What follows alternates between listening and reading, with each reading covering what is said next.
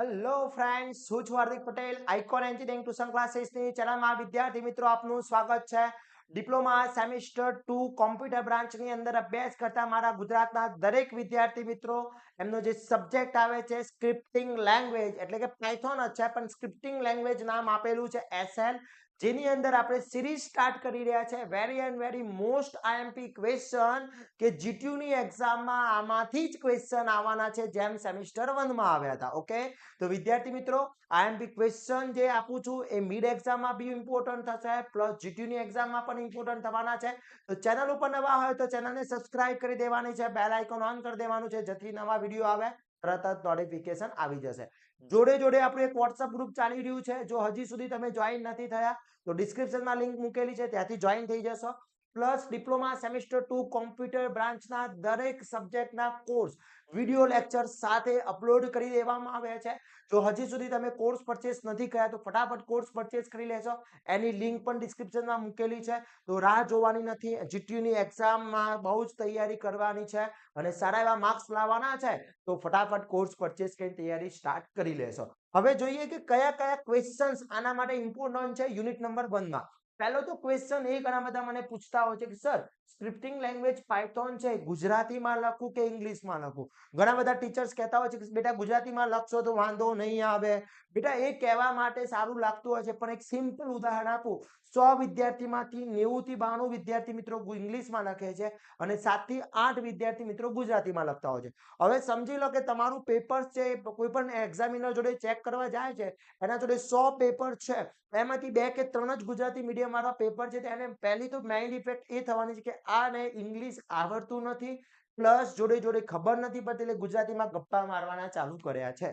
એટલે બેટર છે ઇંગ્લિશમાં લખીશું. કોમ્પ્યુટરમાં પણ એ છે, કોમ્પ્યુટર બ્રાન્ચ છે, ઇંગ્લિશ ઇઝી છે, એકદમ લેંગ્વેજ છે, તો ખાસ એ ધ્યાન રાખવાનું છે. ઓકે, હવે વાત કરીએ કે ભાઈ કયા કયા મોસ્ટ આઈએમપી ક્વેશ્ચન મારે તૈયાર કરવા જોઈએ અને વિથ પ્રોગ્રામ બી કયા તૈયાર કરવા જોઈએ કે જેથી હું જીટીયુની એક્ઝામમાં ઇઝીથી પાસ થઈ શકું.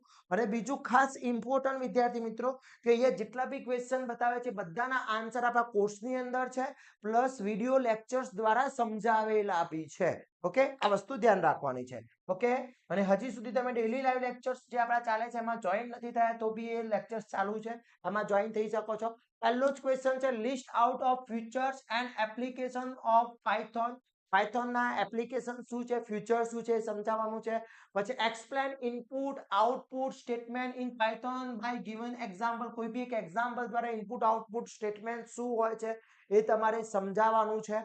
એના પછી list out of the result for defined variables. Okay, give the output from following python code આપેલો છે અને આના આધારે તમારે આઉટપુટ શું થતું હોય છે એ બતાવવાનું છે. ઓકે, આ રીતનું પૂછી શકે છે તમને.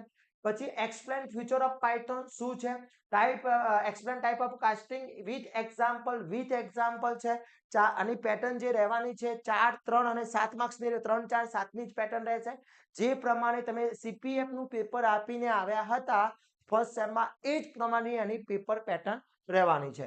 Explain future of Python programming language શું છે, write a program calculator simple and compounding interest, એટલે કે કમ્પાઉન્ડિંગ એન્ડ સિમ્પલ ઇન્ટરેસ્ટ માટેનો એક પ્રોગ્રામ લખવાનું છે અને એને સિમ્પલ ઇન્ટરેસ્ટ માટેનું આ તમારી ફોર્મ્યુલા યુઝ કરવાની છે.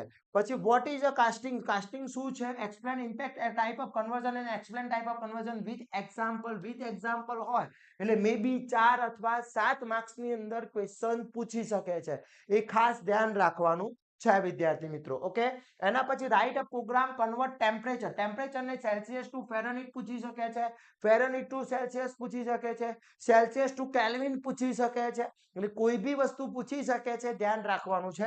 એના પછી explain basic structure of Python, explain input output function available in Python અને write a program calculator area and volume for sphere. Okay, તો આ રીતના આટલા જે વિથ પ્રોગ્રામ જેટલા ક્વેશ્ચન મેં અહીંયા આપ્યા છે એ બધા જ ક્વેશ્ચન વિદ્યાર્થી મિત્રો ખાસ કરી લેવાના છે. એક બી ક્વેશ્ચન છોડવાનો નથી. આટલું તમે કરી લો છો એટલે જીટીયુની એક્ઝામમાં ચેપ્ટર નંબર 1 માંથી આમાંથી જ ક્વેશ્ચન આવશે, એ ગેરંટી છે. ક્લિયર? અને જોડે જોડે આના most IMP question with answer with video lectures જે છે એ કોર્સ મૂકેલો છે, ત્યાંથી તમે કોર્સ પરચેસ કરી શકો છો. અને બીજું ખાસ ડેલી લાઈવ લેક્ચર્સ બી આપણે જોઈન કરી શકો છો, જેમાં ડેલી લાઈવ લેક્ચર્સ રહેતા હોય છે. ફેસ ટુ ફેસ તમે ક્વેશ્ચન પૂછી શકો છો, દરેક ટોપિક કવર કરવામાં આવે છે, તો એ બી તમે જોઈન થઈ શકો છો. બધી જ લિંકો ડિસ્ક્રિપ્શનમાં મૂકેલી છે, ત્યાંથી જોઈન થઈ શકો છો અને તૈયારી કરી શકો છો. તો આવા જ નવા વિડીયો સાથે નવા દિવસે મળીશું. ત્યાં સુધી મારા વોટ્સઅપ ગ્રુપમાં જોઈન થઈ જશો, ચેનલને સબસ્ક્રાઇબ કરી દેશો અને આ વિડીયોને વધુમાં વધુ શેર કરવાનો છે, જેથી દરેક વિદ્યાર્થી મિત્રો આનો લાભ લઈ શકે. અને આવા જ નવા વિડીયો સાથે નવા દિવસે મળીશું. ત્યાં સુધી વિદ્યાર્થી મિત્રો મને રજા આપશો. જય હિન્દ, જય ભારત.